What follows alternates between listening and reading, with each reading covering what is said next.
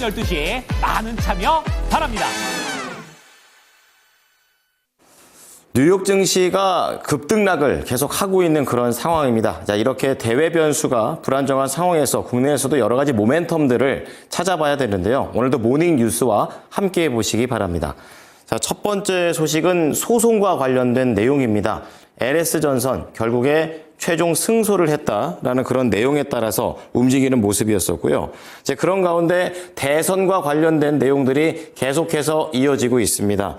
지금 K-미사일 방산 쪽과 관련된 그런 내용에 이재명 이제 후보라고 해야겠죠. 이제 관련돼서 움직임을 보이고 있다라는 점 얘기가 나오고 있고, 반면에 원전 쪽에서는 탈원전이라는 단어가 다시 나오고 있습니다. 자, 마지막으로 임상 쪽과 관련해서는 퓨처캠이 있는데요. 최종 임상 2상을 앞두고 있는 모습들 미리 개장 전에 체크해 보시기 바랍니다. 자세한 소식 정수지 캐스터입니다. 모닝뉴스입니다. 수요일 오늘장에 영향을 줄 수 있는 6가지의 뉴스들 함께 알아보겠습니다. 먼저 헤드라인입니다. 도널드 트럼프 행정부 2기를 맞아서 한미 의원 외교가 다시 가동됩니다. 국내 전선업계 1위 LS전선과 2위 대한전선 사이에서 벌어진 특허 소송에서 LS전선이 최종 승소했습니다. 정의선 현대차그룹 회장이 오는 9월 미국의 유력 자동차 매체 포럼 기조연설자로 나섭니다.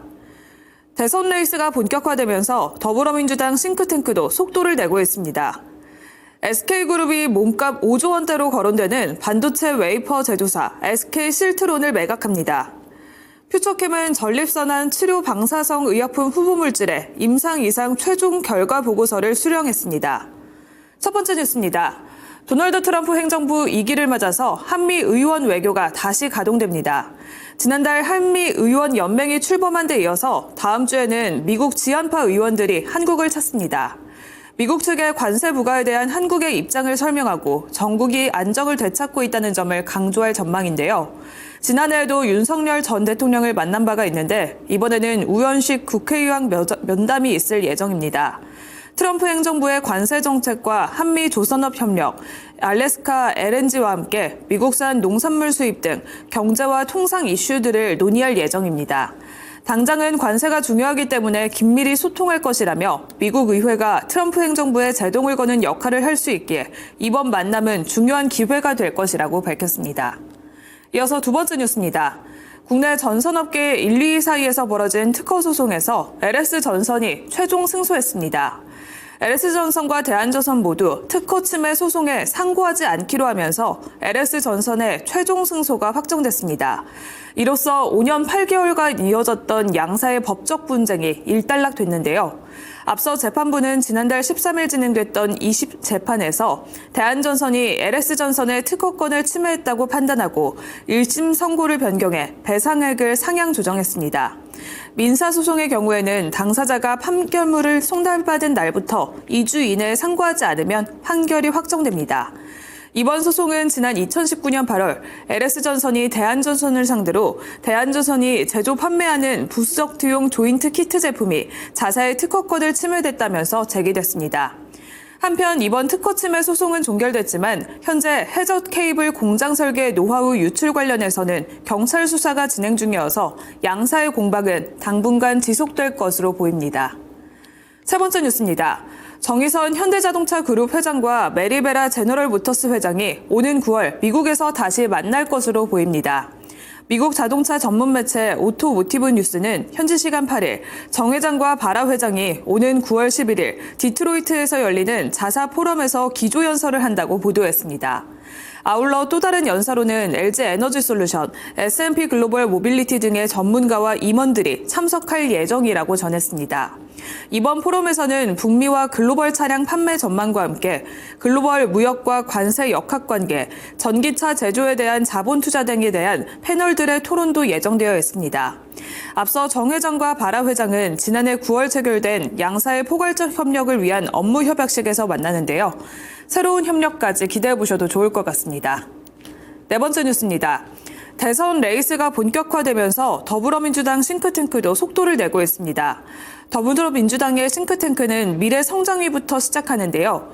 오늘 출범식에는 이재명 대표가 직접 참석해서 대표직 사퇴 이후 대선 행보에 사실상 첫 무대가 될 예정입니다. 미래성장위는 특히 대한민국의 새로운 첨단 먹거리 산업을 발굴하는 데 특화되어 있습니다. 탄소 중립과 함께 원자력 신기술 산업 육성 전략 구성 인사에는 문재인 정부 시절 전 한수원 사장이 영입되는데요. 정재훈 전 사장은 문재인 정부의 탈원적 정책의 공신으로 평가받은 바가 있습니다. 때문에 원전주에는 다시 한번 우려가 감돌고 있는데요. 이 순위에서는 두산 에너빌리티의 차트 살펴보도록 하겠습니다. 탄핵이 확정되면서 주가는 10,000원 가까이 두 달 새 하락한 바가 있습니다. 지난 2월 19일에는 최고가 39,000원 선까지 올랐었는데요. 전일 종가는 27,50원 선까지 내려왔습니다. 이는 과도한 우려라면서 좋은 매집 기회라는 증권사의 리포트로 전일에는 외국인의 순매수가 유입된 바가 있는데요. 하지만 기관 투자자는 꾸준히 매물이 출회되고 있습니다. 원전주는 정책과 함께 체크를 해보셔야겠습니다. 이어서 5번째 뉴스 만나보겠습니다. SK그룹이 몸값 5조 원대로 거론되는 반도체 웨이퍼 제조사 SK실트론을 매각합니다. 한 해 6천억 원이 넘는 이익을 내는 그룹 내 최대 알짜 계열사를 내놓는 건데요.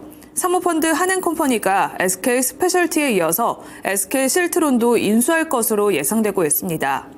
SK는 SK실트론 경영권 지분 70.6%를 매각하기로 했는데 SK실트론은 국내에서 유일하게 반도체 원판인 웨이퍼를 생산하는 기업으로서 글로벌 시장 점유율 3위를 차지하고 있습니다.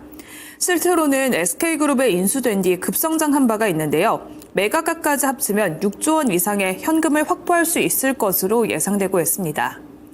이어서 마지막 뉴스입니다. 퓨처캠은 전립선암 치료 방사성 의약품 후보물질인 FC705의 임상 이상 최종 결과 보고서를 수령했다고 전일 밝혔습니다. 국내에서 완료된 임상 이상의 시험 결과로 최종 결과로서 안정성과 유효성을 평가했습니다. 또한 항암 치료제 임상 이상에서 가장 널리 사용되는 유효성 지표인 객관적 반응률과 질병 통제율에서도 플루빅토 대비 모든 유효성 지표에서 앞선 결과를 확인했습니다. 희귀 의약품으로 지정돼서 조건부 품목 허가가 가능하고 임상 3상 승인을 받는 대로 허가도 신청할 계획이라고 밝혔습니다. 글로벌 제약사들과의 기술 이전 협의도 본격화할 방침이라고 알렸는데요. 오늘 장의 영향까지 체크해 보시길 바랍니다. 이상 6가지 모닝뉴스 전해드렸습니다.